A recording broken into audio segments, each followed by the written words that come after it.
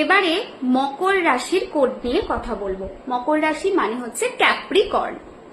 ক্যাপ্রিকর্নদের code হচ্ছে 5,945।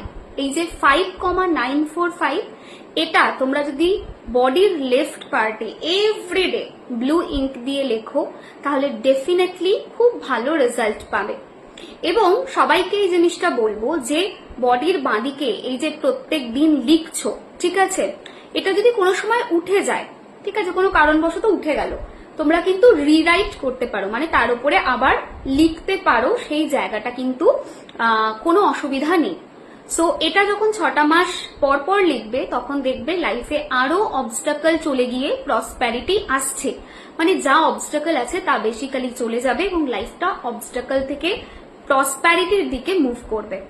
ভিডিওটা কেমন লাগলো অবশ্যই জানিও, আর কারা কারা মকর রাশির আছো সেটাও জানিও।